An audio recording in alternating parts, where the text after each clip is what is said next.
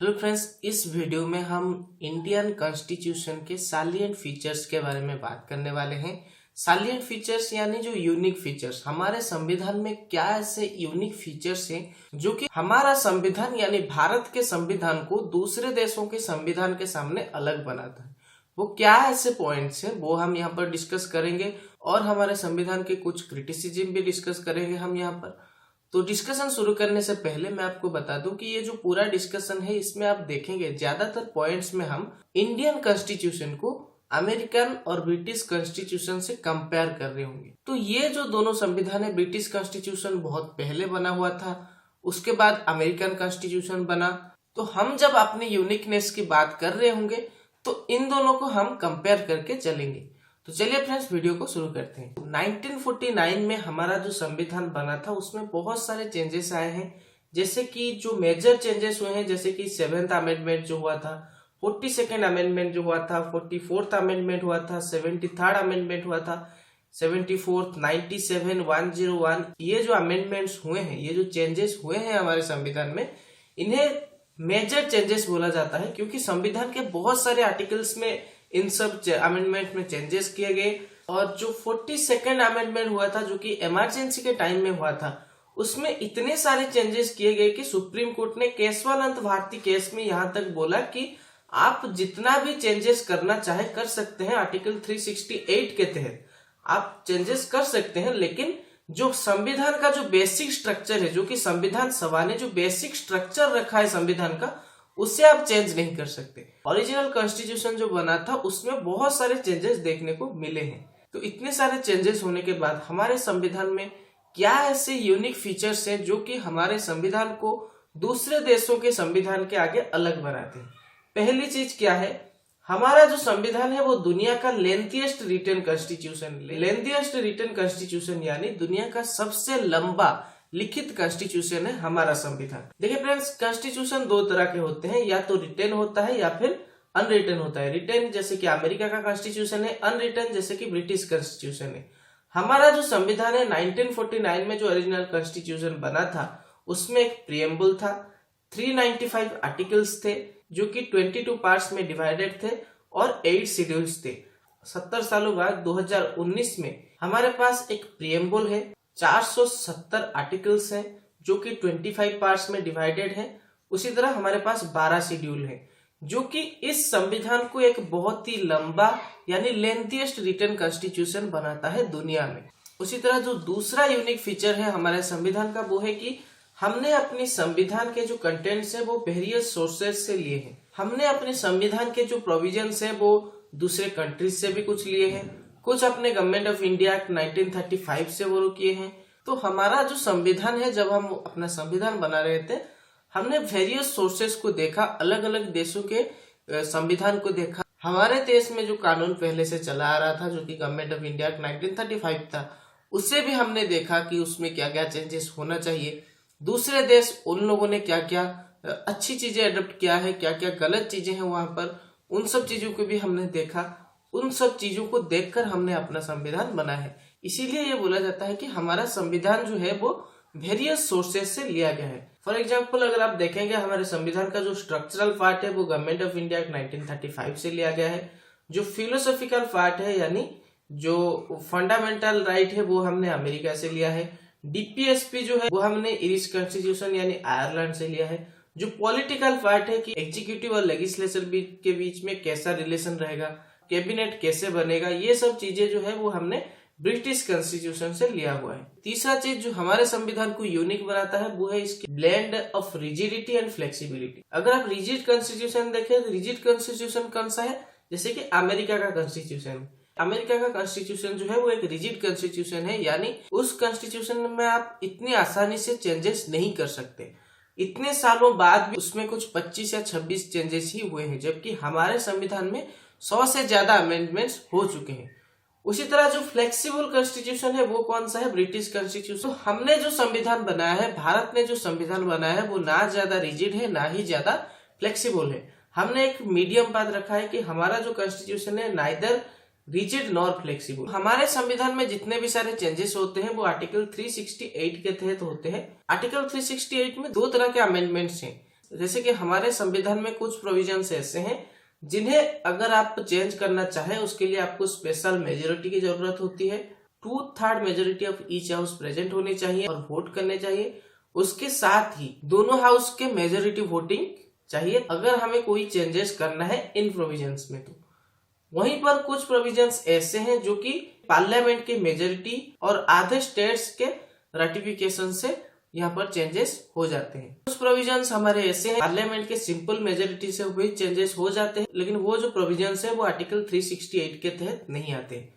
तो यहाँ पर अगर आप देखेंगे जो चेंजेस है, जो जितने भी प्रोविजंस है, जितने भी आर्टिकल्स है हमारे संविधान में, उन्हें अगर आप चेंज करना चाहते हैं तो कई जगहों पर आपको स्पेशल मेजोरिटी की जरूरत होती है, कई जगहों पर आपको स्टेट्स की जरूरत होती है, स्टेट्स की कंसेंट की जरूरत होती है, कई जगहों पर आप बिना किसी के परमिशन लिए सिर्फ सिंपल मेजोरिटी से, जाहिर सी बात है अगर आप सरकार चला रहे हैं तो आपके पास मेजोरिटी है, तो आप उस मेजोरिटी से, सिंपल मेजोरिटी से कोई भी लॉ पार्लियामेंट में पास कर सकते हैं। कुछ प्रोविजंस ऐसे हैं।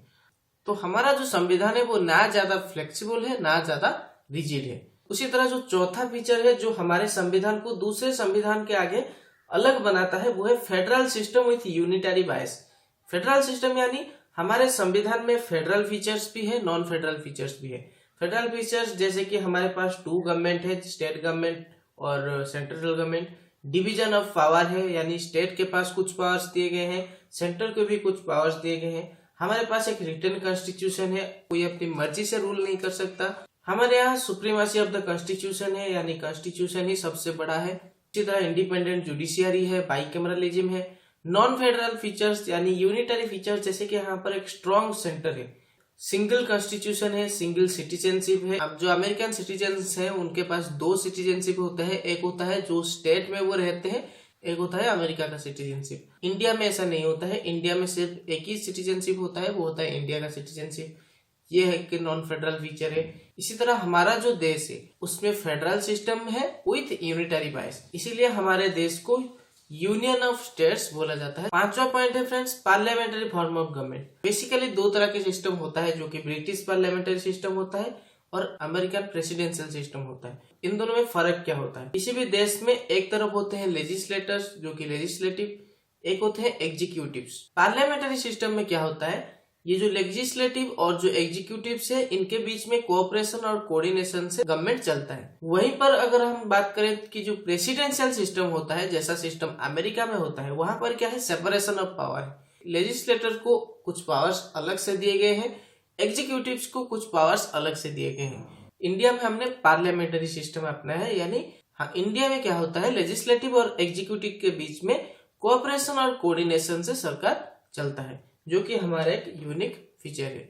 6th हमारा जो यूनिक फीचर है वो है synthesis of parliamentary sovereignty and judicial supremacy. Synthesis यानी एक कॉम्बिनेशन, एक मिक्सचर है हमारे यहाँ पार्लियामेंट्री सोवरेनिटी और जुडिशियल सुप्रीमेसी की।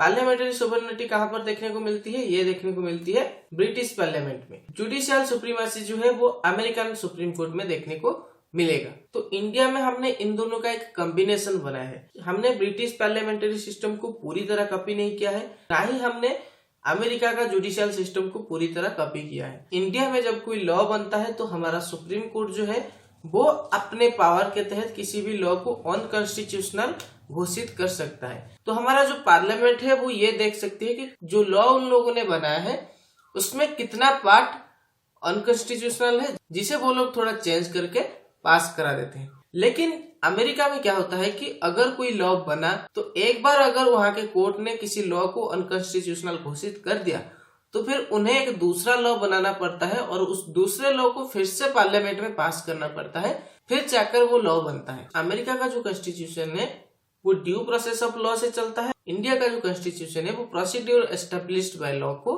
फॉलो करता है। हमारे संविधान का जो 7वां यूनिक फीचर है वो है integrated and independent judiciary. Integrated कैसे है, हमारे पास सुप्रीम कोर्ट है, उसके नीचे है हाई कोर्ट, उसके नीचे है district court and other lower courts. तो अगर हम बात करें कि अगर ये डिस्ट्रिक्ट कोर्ट कुछ ऑर्डर देता है तो हाई कोर्ट जो है वो उस ऑर्डर को खारिज कर सकता है। फिर हाई कोर्ट जो ऑर्डर देते हैं उन ऑर्डर्स को एंड में सुप्रीम कोर्ट जो है वो खारिज कर सकता है। इन सारे कोर्ट में एक ही संविधान चलता है, जो कि भारत का एक ही संविधान है।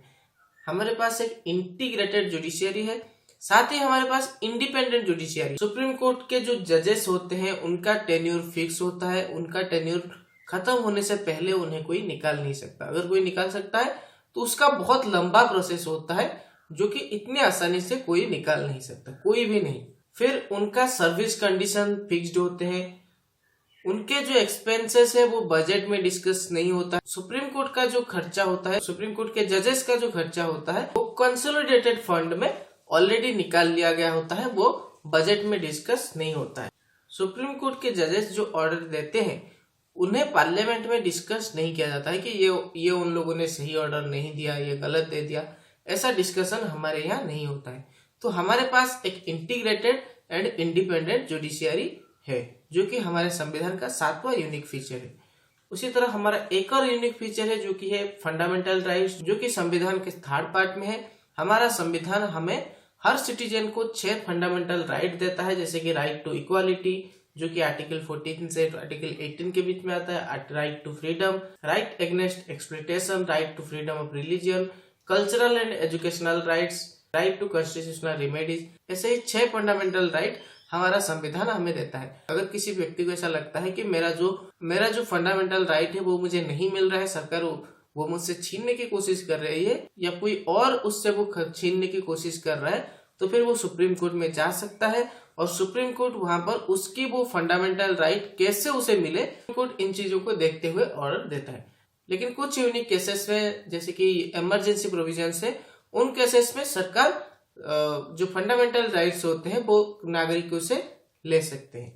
वैसे हमारे संविधान का जो 9th यूनिक फीचर है हमारे संविधान का, वो है डीपीएसपी, यानी directive principles of state policy, जो कि संविधान के 4th पार्ट में है। B.R. अम्बेडकर ने बोला था कि ये जो डीपीएसपी है ये भारतीय संविधान का नोवेल फीचर है। तो बेसिकली ये जो डीपीएसपी है ये ध्यान रखता है कि स्टेट जब कोई लॉ बनाता है तो उसका मोरल ऑब्लिगेशन कैसा हो, किन चीजों को ध्यान में रखकर वो लॉ बनाएगा और कैसे लोगों को सबसे ज्यादा फायदा हो, इन चीजों को ध्यान में रखकर ही लॉ बनाया जाए, ताकि लोगों को सबसे ज्यादा फायदा हो, पब्लिक ओपिनियन को ध्यान में रखा जाए।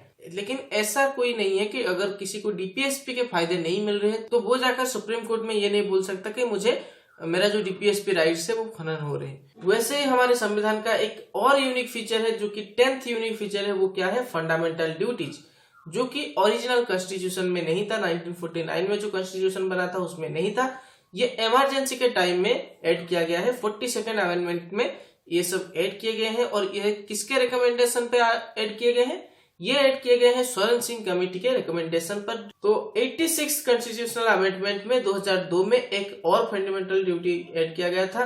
ये सब आते हैं पार्ट 4A में, आर्टिकल 51A है, जहां पर 11 फंडामेंटल ड्यूटीज हैं, जैसे कि हमें कॉन्स्टिट्यूशन का सम्मान करना है, नेशनल फ्लैग और नेशनल एंथम का सम्मान करना है, हमारे सोवरेनिटी को प्रोटेक्ट करना है। ये सब हमारे फंडामेंटल ड्यूटीज है। लेकिन ऐसा नहीं है कि अगर कोई इन फंडामेंटल ड्यूटीज का पालन नहीं करता है तो फिर ऐसा नहीं है कि सुप्रीम कोर्ट उन्हें सजा सुनाएगी। आपको मोरली ये सब मानने चाहिए। उसी तरह हमारे संविधान का और एक यूनिक फीचर है सेक्युलर स्टेट। हमारा कोई ऑफिशियल रिलीजन नहीं है, जैसे कि पाकिस्तान का है। हमारे संविधान का आर्टिकल 14 जो कि इक्वालिटी पे बात करता है, आर्टिकल 15 जो कि डिस्क्रिमिनेशन पे बात करता है, किसी भी व्यक्ति को उसके जाति, धर्म, संप्रदाय ऐसे चीजों को देखकर उसे डिस्क्रिमिनेट किया नहीं जाएगा।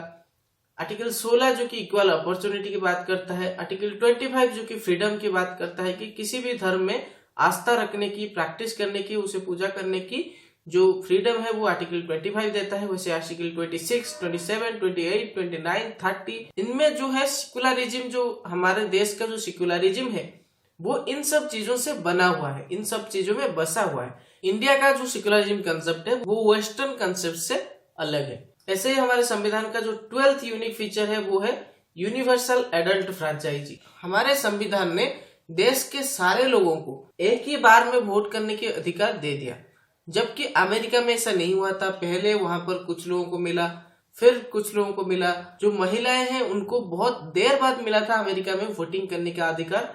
तो इंडिया में ऐसा नहीं था। इंडिया में क्या था कि पहले से जब संविधान बना उसी वक्त हमने सबको अपना लीडर चुनने की, वोट करने की अधिकार दे दिया। यानी भारत का कोई भी नागरिक जिसे 18 साल हो गया है वो वोट दे सकता है। ये जो यूनिवर्सल एडल्ट फ्रेंचाइजी है ये हमने जब संविधान लागू किया था तभी एडॉप्ट कर लिया था, जो कि हमारे संविधान का एक यूनिक फीचर है। ऐसे ही एक यूनिक फीचर है हमारे संविधान का सिंगल सिटीजनशिप। हम अलग अलग सिटीजनशिप नहीं देते हैं। ऐसा नहीं होता है कि जैसे कि मैंने पहले बताया कि अमेरिका में जैसा चलता है, स्टेट का एक सिटीजनशिप होता है, देश का एक सिटीजनशिप होता है, ऐसा हमारा यहाँ नहीं होता है। एक ही सिटीजनशिप है जो कि इंडिया का सिटीजनशिप है। इंडिया का सिटीजनशिप ही यहाँ पर चलता है, जो कि हमारा एक यूनिक फीचर है।